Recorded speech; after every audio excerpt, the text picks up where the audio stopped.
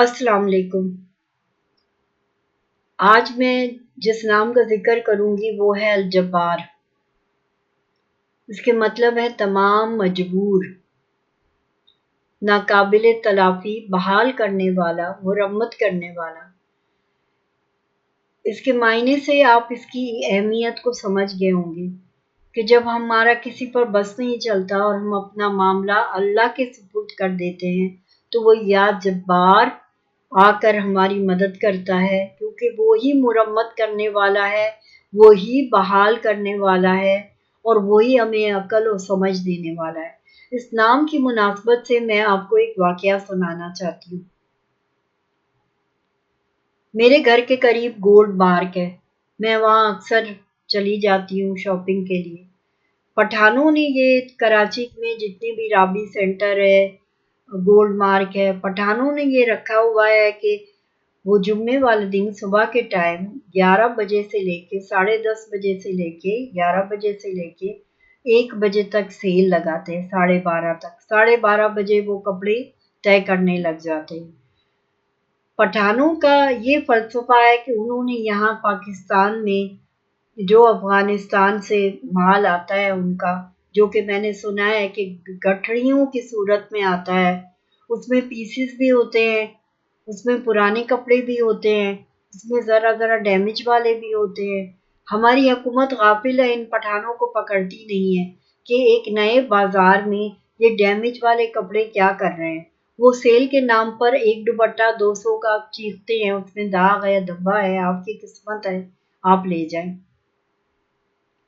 پھٹے ہوئے دوپٹے یا چھوٹے دوپٹے یا رنگ ان کا اتنا کالا نہیں ہے، جارجٹ کے دوپٹے 200 روپے کا ایک دوپٹہ عورتیں لے کر جاتی ہیں، کیا کریں، انہیں تو پہننا ہے۔ تو وہ سیل لگی ہوئی تھی، میں بھی وہاں پر چلی گئی۔ تو ایک جگہ پر میں نے دکان کے نیچے دیکھا، زمین پر لیفٹ سائڈ پر ٹکڑے پڑے ہوئے تھے۔ میں نے وہ ٹکڑے اٹھائے، اس میں سے ایک ٹکڑا مجھے پسند آیا تو میں نے سوچا کہ یہ تو صرف قمیض بنے گی، اس کی ایسی ہی شلوار بھی ہونی چاہیے۔ آج کل پرنٹڈ سوٹوں کا دور آ گیا ہے، پہلے تو پلین شلوار ہوا کرتی تھی، تو میں پرنٹڈ لیتی ہوں۔ میں نے اسی کے جیسا ایک پرنٹ ایک اور ٹکڑا اٹھایا، لیکن اس کا رنگ مجھے ہلکا لگا تو مجھے اپنے رائٹ سائڈ پر بھی وہی نظر آیا، بالکل تھوڑے ذرا سے فاصلے پر، ایک بالش فاصلے پر۔ تو میں نے وہاں سے وہ کپڑا اٹھایا اور میں نے رکھ لیا، میں نے وہ لے لیا مطلب، اور میں نے یہ والا جو ہے واپس رکھ دیا۔ میں نے اس کو تھوڑا سا دیکھا، مجھے لگا یہ تھوڑا زیادہ ہے، میں نے کہا واہ بھائی یہ تو بہت اچھا ہو گیا۔ میں نے کہا لالا یہ کتنے کا ہے؟ اس نے کہا 300 کا۔ میں نے اس کو 300 روپے دیے اور سوٹ اپنے ہاتھ میں رکھ لیا۔ اچھا میرے دل میں خود بد ہو رہی تھی، تو میں نے اس کو یہ بھی نہیں کہا کہ تھیلی دے، اس نے بھی نہیں کہا کہ میں تھیلی میں ڈال کر دیتا ہوں۔ اس پٹھان نے مجھے دے دیا۔ جب میں وہاں سے واپس جانے لگی تو جو ایک بالش پر کپڑے گرے ہوئے تھے، میں نے پوچھا یہ والے کتنے کے ہیں؟ اس نے کہا یہ 700 کے ہیں رائٹ سائڈ والے، اور جو لیفٹ والا تھا وہ 300 کا ہے۔ اس کا مطلب ہے کہ میں نے جو سوٹ اٹھایا نیچے زمین سے، جس پہ کوئی بورڈ نہیں لگا ہوا، کوئی بتانے والا نہیں ہے، پٹھان مصروف ہے اور عورتوں میں، تو مجھے کوئی بتانے والا نہیں ہے، نہ ہی اس نے مجھے تھیلی میں ڈال کے دی۔ تو مجھے لگا کہ یہ میں نے شاید بڑا کپڑا لے لیا ہے، مگر مجھے ابھی اتنی سمجھ نہیں آئی۔ اب میں وہ سوٹ بغیر تھیلی کے، میرے دل میں کچھ ہو رہا تھا، کہیں میں نے کوئی غلط کام تو نہیں کر لیا۔ 300 روپے میں نے اس میں بچائے، 400 روپے، کہیں میں نے غلط تو نہیں کر لیا کہ 300 روپے میں نے سوٹ کا کپڑا لے لیا اور 300 میں وہ قمیض دے رہا ہے۔ تو میں گھومتی رہی، تھوڑی دیر کے بعد آلموسٹ جانے کے وقت میں وہاں سے پھر گزری تو پٹھان کے جو اور لڑکے تھے ان میں سے ایک نے میری بغل میں سے وہ کپڑا کھینچ لیا اور کہا یہ کیا کہاں لے کے جا رہی ہوں؟ میں نے کہا اس کے پیسے دیے۔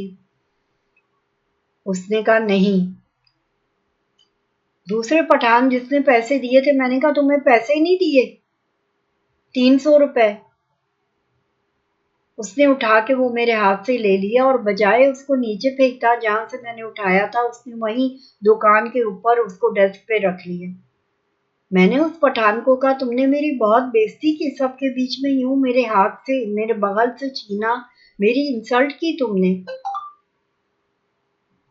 تو یہ تو اچھی بات نہیں ہے، میں اللہ سے تمہاری شکایت لگاؤں گی، تمہیں بد دعا دوں گی۔ مجھے بہت فیل ہوا شاید اور پٹھان بھی مجھے دیکھ رہے ہیں۔ میں 2 قدم آگے آ گئی یہ کہہ کر، اور وہ پٹھان کہنے لگا، ہاں ہاں ٹھیک ہے ٹھیک ہے ٹھیک ہے، بد دعاؤں سے کچھ نہیں ہوتا، بد دعاؤں سے ہوتا تو آج بہت کچھ ہو رہا ہوتا، اللہ ہم کو غرق کر دے۔ میرے دل میں تھوڑی نرمی ہے، میں نے آگے سے کہا ہم کو بھی پھر غرق کر دے، اور میں ہٹ گئی وہاں سے۔ تھوڑا آگے گئی تو مجھے خیال آیا، الجبارو کا میں مطلب آپ کو بتا رہی ہوں، تھوڑا آگے گئی تو مجھے خیال آیا کہ اس کپڑے کو مجھے چھوڑنا نہیں ہے۔ میں واپس گئی، میں نے کہا تمہیں 300 دیے تھے، تمہاری بھی تو غلطی ہے، تم نے نہیں دیکھا اور میرے حوالے کر دیا، تمہاری بھی غلطی ہے، تمہیں دیکھ کر ناپ کر کپڑا دینا چاہیے تھا، اب جب تم دے چکے ہو، ڈیل ہو چکی ہے، تو یہ کپڑا تو میرا ہے، تم 100 روپے اور لے لو۔ اس نے کہا میں یہ نہیں کروں گا۔ تھوڑی پس و پیش کے بعد میں نے کہا 100 اور لے لو، یوں وہ 500 میں نے اس سے سوٹ لے لیا، اس بات سے کہ بات اے اللہ پاک یہیں ختم ہو جائے، کہیں میں نے زیادہ تو نہیں بول دیا، تمہیں بد دعا دوں گی، کہیں زیادہ تو نہیں ہو گیا، کہیں ناقابل تلافی چیز تو نہیں ہونے لگی، اور چیز کو میں نے بحال کیا، بجائے یہ کہ اللہ پاک اسے یا جبار و مرمت کرنے والا اسے پکڑتا، یا کہیں میری کوئی غلطی ایسی تھی جو میری نظر سے نہیں گزری۔ آپ کیا کہتے ہیں؟ میرا آپ سے تو یا جباروں، ناقابل تلافی، بحال کرنے والا، مرمت کرنے والا، یا جبار اس نام کے کئی قبول شدہ معنی ہیں، سب سے زیادہ اکثر حوالہ دیا جاتا ہے دا کمپیلر، وہ بغیر کسی مخالفت کے اپنے فرمان کو نافذ کرتا ہے، اس پر کوئی غالب نہیں۔ دوسری تشریح مرمت کرنے والا، وہ سنتا ہے لیکن کسی کی سنتا نہیں، وہ اپنی مرضی کرتا ہے، وہ پروردگار ہے جو اپنی جناب سے ہم پر نافذ کرتا ہے چیزوں کو، اپنے فرمان کو نافذ کہتا ہے، وہ کن کہتا ہے کہ ہو جا تو ہو جاتی ہے، اس پر کوئی غالب نہیں۔ دوسری تشریح مرمت کرنے والا، وہ تمام مخلوقات کو بحال کرتا ہے، وہ ٹوٹے دلوں کو شفا دیتا ہے، ان کے زخموں پر مرمت رکھتا ہے اور کمزوروں کو تسلی دیتا ہے، وہ ہر ایک کو اپنی مرضی کے مطابق مجبور کرتا ہے لیکن خود کبھی مجبور نہیں ہوتا۔ جبار کا تذکرہ قرآن و حدیث سے، عربی جڑ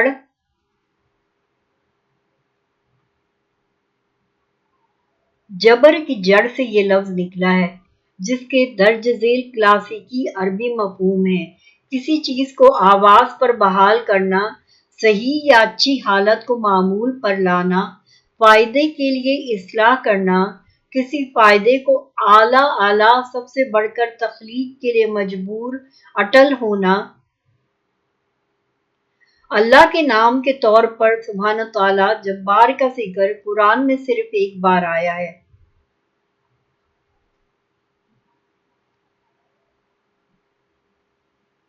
وہ اللہ ہے جس کے سوا کوئی معبود نہیں، بادشاہ پاکیزہ کامل ایمان دینے والا، یہ قرآن پاک میں ہے۔ وہ اللہ ہے جس کے سوا کوئی معبود نہیں، بادشاہ پاکیزہ کامل ایمان دینے والا، نگراں، غالب، زبردست، برتر ہے۔ اللہ ان تمام چیزوں سے بلند ہے جن کو وہ اس کے ساتھ شریک کرتے ہیں۔ آیات جو اللہ کے فرمان کو بیان کرتی ہیں، اور بھی آیات ہیں جن کا ہم جائزہ لے سکتے ہیں، جن سے ہمیں یہ سمجھنے میں مدد ملتی ہے کہ جبار کا کیا مطلب ہے۔ قرآن پاک میں اور بھی آیات ہیں جن کا ہم جائزہ لے سکتے ہیں، جن سے ہمیں یہ سمجھنے میں مدد ملتی ہے کہ جبار کا کیا مطلب ہے۔ مثال کے طور پر قرآن پاک میں ہے، جب تم نہیں چاہو گے سوائے اس کے کہ اللہ چاہے، بے شک اللہ جاننے والا اور حکمت والا ہے۔ اللہ ہی ہمیں مجبور کرنے والا ہے۔ ہمیں یہ انتخاب کرنے کی ضرورت نہیں ہے کہ ہم کہاں پیدا ہوئے ہیں، ہمارے والدین کون ہیں، ہمارے جسمانی خصائص یا وہ نرالی چیزیں جو ہمیں منفرد بناتی ہیں، ہمیں اپنی اناٹومی کی پیچیدگیوں، دل کی دھڑکن، ہمارے اعصاب کے دھڑکنے اور نئے بچے کے تصور کو پوری طرح سے نہیں سمجھتے ہیں۔ کمال یہ کہ تمام تفصیلات جن سے ہم بے خبر ہیں، ہم کہاں سے پیدا ہوئے، کیسے پیدا ہوئے، ہمارے والدین کون تھے ہیں، ہمارے بچے کون ہوں گے، یہ بچے کہاں سے آتے ہیں، ہمیں اس بارے میں کچھ نہیں پتا ہوتا نا۔ زندگی کے لیے ہم آگے بڑھتے ہیں تو ہمیں یہ سب پتا چلتا ہے۔ کمال کی یہ تمام تفصیلات ہیں جن سے ہم بے خبر رہے اور بے خبر ہیں، اس لیے کہ اللہ سبحانہ تعالیٰ نے ایسا کرنے پر مجبور کیا ہے۔ سورہ یاسین میں ہے کہ اس کا حکم صرف اس وقت ہے جب وہ کسی چیز کا ارادہ کرتا ہے کہ وہ اسے کہتا ہے کہ ہو جا اور وہ ہو جاتی ہے۔ جبار کا دوسرا معنی ہے جو ہماری ٹوٹ پھوٹ کو بحال کرتا ہے یا ٹھیک کرتا ہے، وہ طاقت سے ٹھیک کرتا ہے اور کسی چیز کی حالت کو بدل دیتا ہے جو خراب ہے اور اسے درست کرتا ہے۔ لہٰذا جب آپ اپنی زندگی میں کچھ بحال یا درست کرنا چاہتے ہیں تو ہم اس نام کے ساتھ دعا کر سکتے ہیں۔ جس طرح وہ کسی چیز کو مجبور کرتا ہے، وہ ہماری زندگیوں کو ترتیب دے سکتا ہے۔ وہ جو واحد ہے جو ٹوٹا ہوا ٹھیک کر سکتا ہے اور جو کھو گیا ہے اسے بحال کر سکتا ہے۔ یہ بڑی ایک اعلیٰ حقیقت ہے کہ اللہ پاک ہر چیز کو بحال کر سکتا ہے۔ وہ سلسلہ جو کہیں پیچھے رہ گیا، ٹوٹ گیا، اللہ اسے بحال کر سکتا ہے۔ کسی نے اپنی بیوی کو طلاق دے دی، میاں بیوی میں شیطان آ گیا، طلاق ہو گئی، اللہ کوئی نہ کوئی ایسا راستہ اگر ان کے بیچ میں نکلتا ہوگا تو آپ کو وہ سوچ آئے گی اور آپ اس راستے کو ڈھونڈو گے اور پھر وہ اپنی قدرت سے اسے بحال کر دے گا۔ یا جبارو، وہ سب کچھ کر سکتا ہے، وہ غصہ بھی ہم پر ہو سکتا ہے، وہ ہماری غلطیوں کو معاف بھی کر سکتا ہے۔ جب ہم جبار کو جانتے ہیں تو ہمیں اللہ سبحانہ تعالیٰ کی تمام مخلوقات پر انتہائی طاقت، بالادستی، طاقت کا احساس ہوتا ہے۔ امام غزالی فرماتے ہیں، تعریف اور بلندی، کیونکہ وہ ہر چیز کو مجبور کرتا ہے اور کوئی چیز اسے مجبور نہیں کرتی، اور اس کا کوئی بھی اسکور پر کوئی مد مقابل نہیں ہے۔ آپ یہ کہیں کہ اللہ کے مد مقابل کوئی ہے؟ نہیں، کوئی نہیں ہے۔ وہ وحدہ لا شریک ہے۔ اس کا ادارک کرتے ہوئے ہم دب گئے ہیں، ہم دب جاتے ہیں، ہم دب گئے ہیں کہ ہمیں پتہ چلے کہ اللہ وحدہ لا شریک کیا ہے۔ ہم اسے کن کن ناموں سے پکارے تو وہ ہماری دعا کو قبول کر لے۔ اگر ہم کسی مشکل میں پھنسے ہیں اور ہم اس کا حل چاہتے ہیں، کسی چیز کو بحال کرنا چاہتے ہیں، تو ہم یا جباروں کا ورد کر سکتے ہیں، کیونکہ اپنی برتری پر ہم یقین نہیں کر سکتے۔ ہم سمجھتے ہیں کہ وہی ہے جس نے ہمارے درجات کو بلند کیا، وہ اپنی مخلوق کو فائدہ پہنچاتا ہے، لیکن خود کو فائدہ پہنچانے کی ضرورت نہیں ہے۔ اللہ کے فائدے کا انتظار کریں۔ یہ نام آپ کی انا کو ابھارنے اور خود پسندی سے بچنے کے لیے ایک یاد دہانی ہو سکتا ہے۔ جس طرح اللہ ہر ایک متکبر ظالم کے دل پر مہر لگا دیتا ہے، جیسے جیسے وہ ظلم کرتا ہے ویسے ویسے اس کے دل پر مہر لگتی جاتی ہے۔ ہمیں مایوسی میں مدد کے لیے اس نام سے پکارنا چاہیے۔ جب ہمیں ہو کہ ہم اپنے عہدے پر بحال نہیں ہو رہے، ہمارے مالک نے نوکری سے نکال دیا، تو اب ہمیں اس عہدے پر بحال ہونا ہے، تو ہم اللہ سے اس نام کے ذریعے سے دعائیں کر سکتے ہیں۔ ہمیں مایوسی میں مدد کے لیے اسی نام کی ضرورت ہے۔ ٹوٹے ہوئے دل، شادی یا اعتماد کے ازالے کے لیے یا جباروں سے فریاد کرنا بہت اچھا ہے۔ ایک ضعیف حدیث کی روایت میں ہے، ابن عباس نے بیان کیا، دو سجدوں کے درمیان رسول پاک صلی اللہ علیہ وسلم فرماتے ہیں، اے اللہ مجھے معاف کر، مجھ پر رحم کر، میری مدد، میری رہنمائی فرما اور مجھے رزق عطا کر۔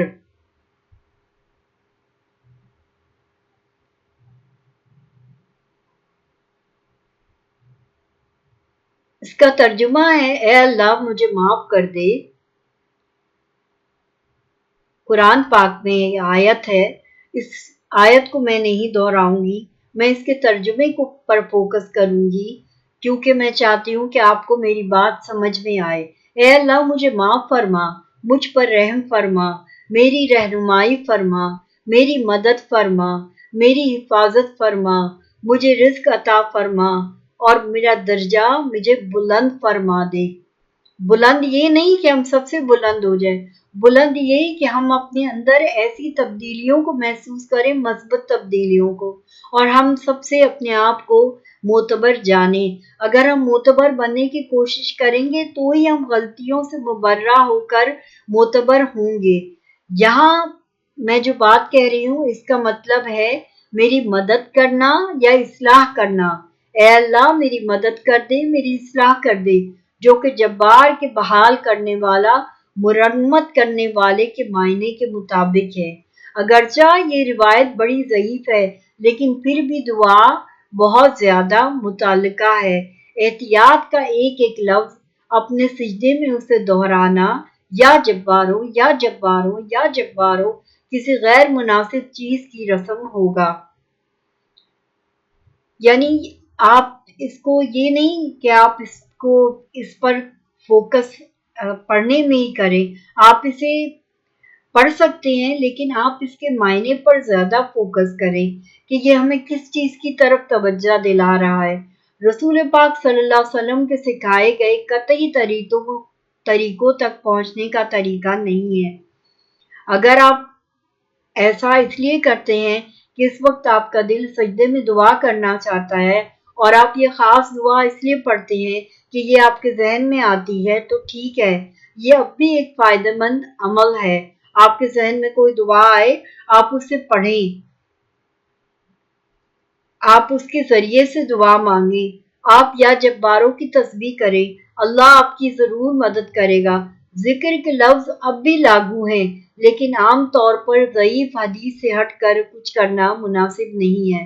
اس بارے میں زیادہ نہیں ہے، قرآن پاک میں بہت کم اس کا ذکر آیا یا جباروں کا، لیکن یہ ایک بہت اچھی دعا ہے۔